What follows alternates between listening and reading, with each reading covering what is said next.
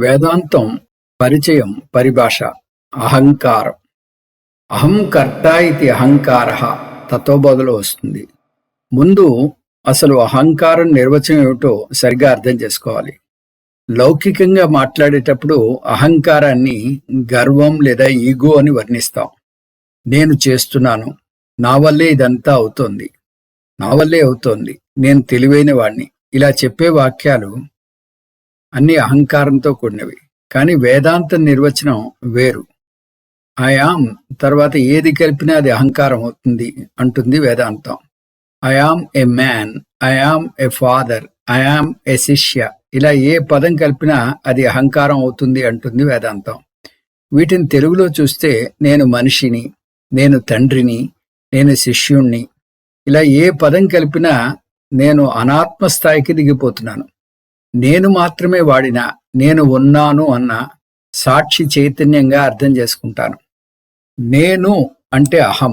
అహం పదానికి ఏ పదం కలిపినా కూడా అది అహంకారం అయి కూర్చుంటుంది. అహం శిష్య అస్మి, కారం పదంతోనే ఉంది ఈ కారం అంతా. కారం చేయాల్సిన నాశనం చేసేస్తుంది. అహం పదానికి ఏ నామరూపాలు చేర్చినా అది అహంకారం అయి కూర్చుంటుంది. మీకు మృత్యు భయం పోగొట్టాలంటే ఈ అహంకారాన్ని నాశనం చేసి మిమ్మల్ని అహంలో నిలపాలి భగవంతుడు. అదే చేస్తున్నాడు పరమశివుడు.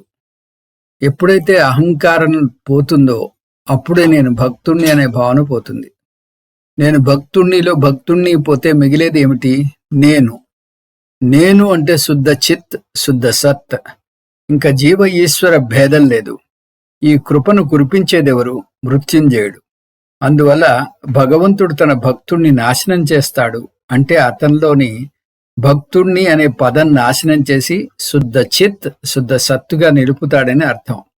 దీన్నే సానుకూలంగా నాటకీయంగా చెప్పాలంటే భగవంతుడు తన భక్తుణ్ణి ఆలింగనం చేసుకుని తనలో ఐక్యం చేసుకుంటాడని చెప్పవచ్చు. అప్పుడు భక్తుడు భగవంతుడు అనే భేదభావన ఉండదు. అంటే దీన్ని అక్షరాలా చూడకూడదు. బుద్ధిలో ఐక్యజ్ఞానం కలిగిస్తాడు. ఇది శివ పూజ ఫలం.